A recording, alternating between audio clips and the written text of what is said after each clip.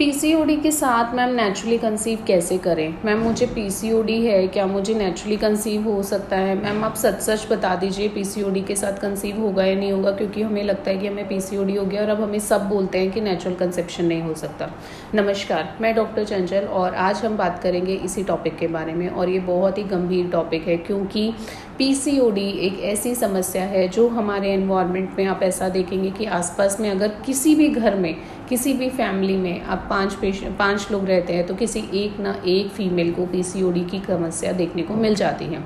तो ऐसा नहीं है कि हर फैमिली में एक इनफर्टाइल कपल है, तो आप ऐसे समझ सकते हैं कि पीसीओडी इतनी भी बड़ी कंडीशन नहीं है कि आप उसके साथ नेचुरली कंसीव ना कर सके। पीसीओडी की बेसिकली ग्रेडिंग है, उसको समझने के लिए कि पीसीओडी आपको इनफर्टिलिटी की तरफ कितना धकेल रहा है, या पीसीओडी की वजह से आपको प्रेगनेंसी होने में कितनी दिक्कत हो रही है, या अगर आप अनमैरिड हैं तो इन फ्यूचर हो सकती है। आपको पीसीओडी की ग्रेडिंग को समझना पड़ेगा।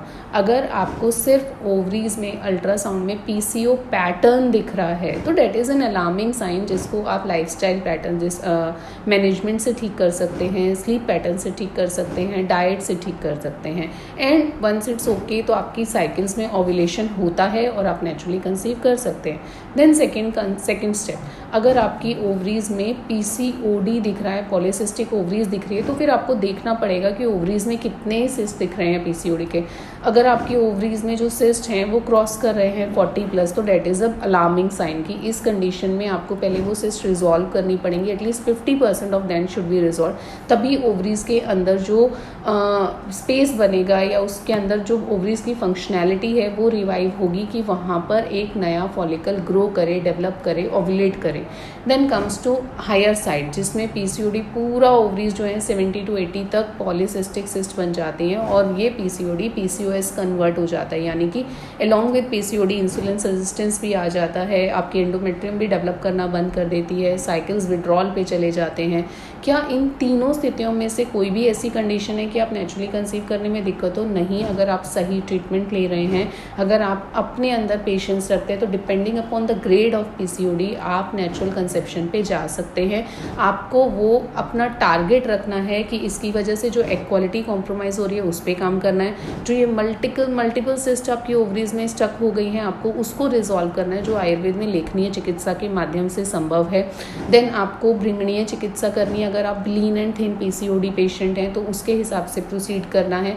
अगर आपके बहुत ज़्यादा ग्रेड 3 ग्रेड 4 वो बन गए हैं, पीसीओडी में स्टेटस में आप चले गए हैं, तो उस कंडीशन में आपको पहले वो सिस्ट रिकवर करनी है, लाइनिंग पे भी काम करना है, इंसुलिन रेजिस्टेंस को भी हटाना है, मेटाबॉलिज्म पे भी काम करना है, and finally you can have a healthy pregnancy.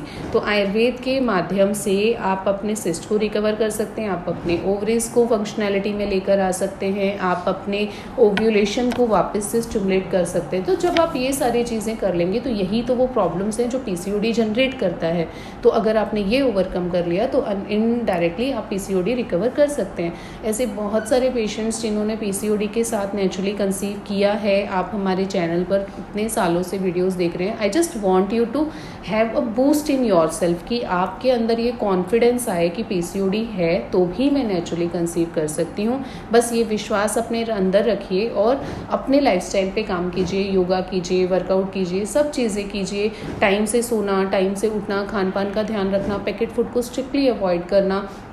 जब आप एक अच्छे पैटर्न में जाते हैं और प्रॉपर आयुर्वेदिक ट्रीटमेंट लेते हैं फॉर पीसीओडी, तो आपकी प्रॉब्लम को समझकर जब मेडिसिन दिया जाता है तो आप with PCOS naturally conception achieve कर सकते हैं। तो पीसीओडी है तो घबराएं नहीं, यही आज का आपका टेक अवे मैसेज है। Have a good day.